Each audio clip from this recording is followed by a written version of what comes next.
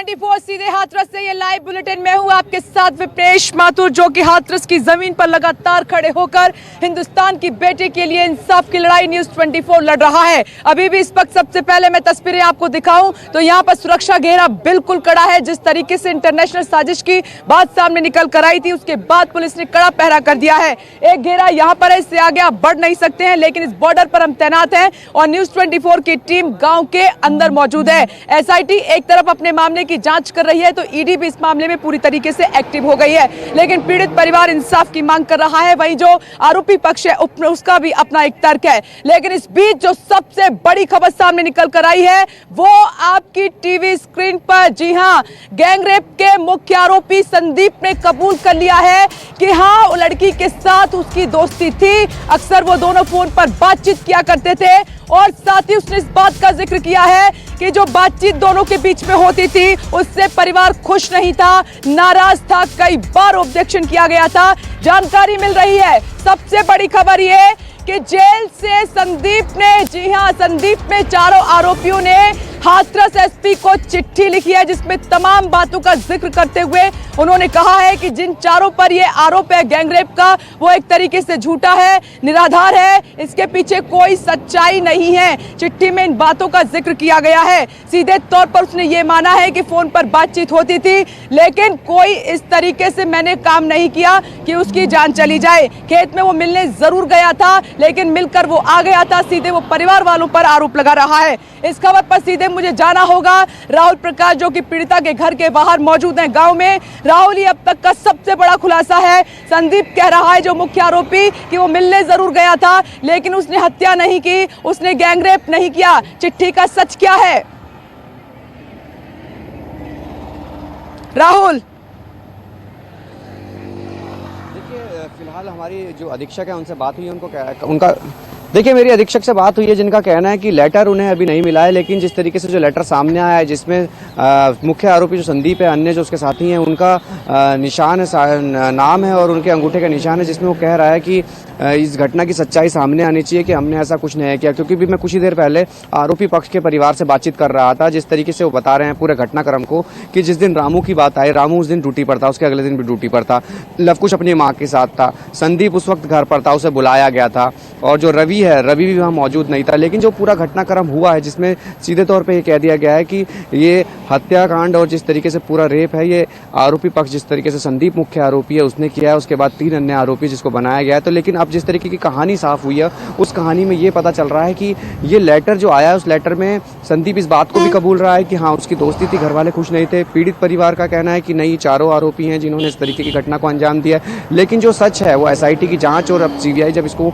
Take over करेगा, उसके बाद सारी सीक्वेंस क्लियर होगा। लेकिन परिवार के पास इस तरीके की जानकारी है कि वो इस बात को सीधे तौर पर नकार रहा है। वो चाहता है कि लड़की को इंसाफ मिले, जिसने मारा है वो आरोपी सामने आए, लेकिन ऐसी कोई घटना हुई नहीं उस दिन। ये बहुत बड़ी बात है। दूसरी तरफ जो पीड़ित परिवार है वो सीधे तौर पर कह रहा है कि जो आरोपी हैं इस मामले के, उनको सख्त से सख्त सजा मिले। जिस तरीके की तस्वीर सामने देखी, हमने उस बेटी के इंसाफ के लिए बात करी और वही चीज हमने देखी भी। और अब जिस तरीके से ठीक है राहुल, आप मेरे साथ बने रहिए। देखिए राहुल बड़ी जानकारी दे रहे हैं कि चिट्ठी का जिक्र जरूर है, लेकिन SP कह रहे हैं कि उन्हें अभी तक कोई चिट्ठी ऐसी मिली नहीं है।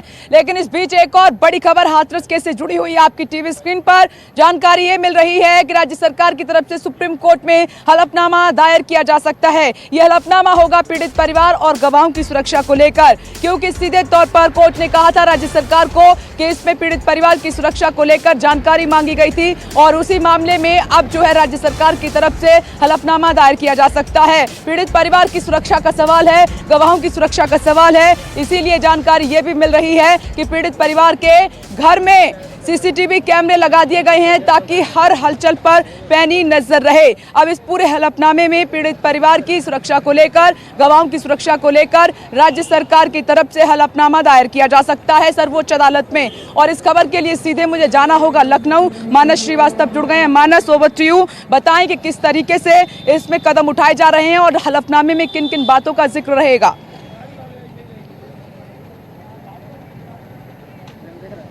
देखिए, सुप्रीम कोर्ट ने राज्य सरकार से ये पूछा था कि जो पीड़ित परिवार है उसकी सुरक्षा के लिए आखिर राज्य सरकार ने किस तरीके के कदम उठाए हैं। आज उसमें सरकार को जवाब देना था, तो ऐसा माना जा रहा है कि आज सरकार अपना हलफनामा दायर करेगी लेकिन इससे पहले चूंकि आप खुद हाथरस में मौजूद है, आपने खुद देखा है और खुद आपने बताया है हमारे दर्शकों को कि किस तरीके से वहां पर सुरक्षा बढ़ा दी गई है। जो पीड़ित परिवार है उसके घर के आसपास CCTV लगा दिए गए हैं, जो गवाह हैं उनकी भी सुरक्षा बढ़ा दी गई। और सबसे महत्वपूर्ण जो बात है वो ये है कि दो बड़े अधिकारी, एक ADG स्तर के अधिकारी है राजीव कृष्ण और दूसरे DIG स्तर के अधिकारी है शलभ माथुर, दोनों ही बड़े तेज तर्रार अधिकारी है और दोनों को ही स्पेशल ड्यूटी पर भेजा गया है हाथरस और अलीगढ़, ताकि वो वहां पर जो पीड़ित परिवार है उससे जुड़े हुए जो गवाह हैं उन सबकी सुरक्षा व्यवस्था देख सके और वहां पर बिल्कुल मानस में लौट रही हूं आपके पास, आप बने रहें। राहुल आप भी मेरे साथ बने रहें। एक्स DGP विक्रम सिंह जी मेरे साथ जुड़ गए हैं। सर आपके पास मैं आ रही हूं। सर आप भी पैनी नजर इस पूरे मामले पर बनाए हुए हैं। अब आप देख रहे हैं कि तेजी के साथ ये घटनाक्रम बदल रहा है। आरोपी ने भी चिट्ठी लिख दी है कि मैंने कुछ नहीं किया, सीधे परिवार पर आरोप लगाए जा रहे हैं। सर जब इस तरीके के पॉइंट उठते हैं तो फिर पुलिस की जिम्मेदारी कितनी बढ़ जाती है, किस तरीके से जांच आगे बढ़ती है? सर आपने बिल्कुल ठीक कहा। आरोपी का ये कथन कि उसने ये कृत्य नहीं किया है, 99.9% आरोपी यही कहते हैं कि उनके द्वारा अपराध नहीं किया गया है। लेकिन पुलिस को अब इसमें गहराई में जाकर के और पूरी छानबीन करनी चाहिए कि आखिर अगर उसने नहीं किया तो परिवार ने किन परिस्थितियों में आरोप लगाया है। जब बलात्कार होता तब भी सामान्यतया लोग बड़ा संकोच करते हैं, बिला कारण जघन्य अपराध, लेकिन जो लड़की की बच्ची की पीठ पे और कमर पे जो चोटें हैं नीचे कैसे आ गई और मेडिकल रिपोर्ट में जो प्राइवेट पार्ट्स पे चोटें हैं वो कैसे आ गई, इन सब चीजों का समाधान विवेचना में होगा। हम या आप अभी कोई निष्कर्ष नहीं निकाल सकते हैं, लेकिन अगर कोई पत्र आया है उसके आधार पर पुलिस को एक ये आयाम और इन्वेस्टिगेशन में थोड़ा समय और जिसकी संभावना से पहुंचने में ऐसा न हो कि कोई बिंदु छूट जाए कि जो आरोपी उसका पुनः बयान लेना चाहिए कि आखिर बच्ची की जो पीठ में जो घाव हैं और जो कमर के नीचे पीछे में घाव वो कैसे आ गए अगर बलात्कार नहीं हुआ। इन सब चीजों का समाधान डॉक्टर्स के साथ नहीं पड़ेगा। क्या सर जांच को, मामले को प्रभावित करने की भी कोशिश की जाती है कुछ रसूखदार लोगों की तरफ से? क्या पुलिस पर किस तरीके का प्रेशर रहता है? सर पूरा प्रेशर रहता है। रसूखदार लोग और पहुंच वाले लोग अपने को बचाने की कोशिश में कुछ प्रयास करते हैं जिससे कि इन्वेस्टिगेशन में भ्रम फैल जाए, न्यायालय के सामने भ्रम की वो फैल जाए। अब किसी ने कहा कि पहले बातचीत होती थी। बातचीत होना एक चीज है और बलात्कार करना एक चीज है। बातचीत होना, मित्रता मैंने मान लिया, सब कुछ था, आपकी सब बात मान ली, मित्रता थी, संबंध थे। बलात्कार करने का अधिकार किसी को नहीं रहता है। इससे कोई लाभ आरोपी को नहीं मिलने वाला है कि उनके कॉल डिटेल्स में पुरानी एक श्रृंखलाबद्ध तरीके से वार्तालाप हुई, बातचीत करना है, ठीक है, बहुत अच्छी बात है बातचीत की, लेकिन बातचीत के आधार पर बलात्कार करना, इसका तो कोई माफी का खाना होता नहीं। उनका ये कह देना कि उन्होंने बलात्कार नहीं किया।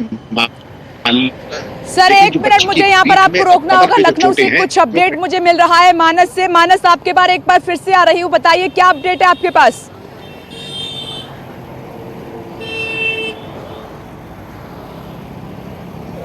देखिए, जैसा कि मैंने पहले भी बताया कि इस पूरे मामले में आज सुप्रीम कोर्ट में एक हलफनामा दायर करना है उत्तर प्रदेश सरकार को। तो ऐसा माना जा रहा है कि आज वो हलफनामा दायर करेगी और ये बताएगी कि किस तरीके से उसकी पीड़ित परिवार की सुरक्षा वहाँ पर बढ़ाई गई है और सुरक्षा के लिए अब तक क्या क्या इंतजाम किए गए हैं। दूसरी जो बात मैं बता रहा था कि इस पूरे चूंकि मामला बहुत संवेदनशील है, इसलिए दो बड़े अधिकारी जिनको चूंकि विक्रम सिंह जी खुद उत्तर प्रदेश के DGP रह चुके हैं और वो जानते हैं कि राजीव कृष्ण और शलभ माथुर दो वरिष्ठ अधिकारी हैं जिनको वहाँ पर स्पेशल ड्यूटी के तौर पर तैनात किया गया है। उनको वहाँ पर स्पेशल ड्यूटी लगाई गई है ताकि वो पूरे मामले पर अपनी निगाह बनाए रखें। तो सरकार अपनी तरफ से पुरजोर प्रयास कर रही है। ऐसा दिख रहा है कि सरकार की तरफ से प्रयास किए जा रहे हैं कि इस पूरे मामले का पर्दाफाश हो सके, जो दूध का दूध पानी का पानी हो सके। लेकिन फिर भी अभी चूंकि SIT ने 10 दिन का वक्त और मांग लिया है और अभी बहुत सारी जांच पड़ताल करना बाकी है और कॉल डिटेल्स ठीक है मानस, बहुत अहम जानकारी आप दे रहे हैं, अपनी नजर बनाए रखिएगा। अपडेट के लिए लगातार आपके पास आती रहूंगी। फिलहाल आपका बहुत बहुत शुक्रिया। राहुल आपका भी बहुत बहुत शुक्रिया। विक्रम सर आप जुड़े, आपने अपनी बात रखी विस्तार से, आपका भी बहुत बहुत शुक्रिया। फिलहाल हाथरस से इस बुलेटिन में इतना ही। नमस्कार, मैं हूं मानक गुप्ता। अगर आपको हमारा ये वीडियो पसंद आया हो तो इसे लाइक और शेयर जरूर करें और हाँ, हमें सब्सक्राइब और फॉलो करना ना भूलें ताकि आप देश और दुनिया की कोई खबर मिस ना करें। तो जुड़े रहिए हमारे साथ और देखते रहिए News 24।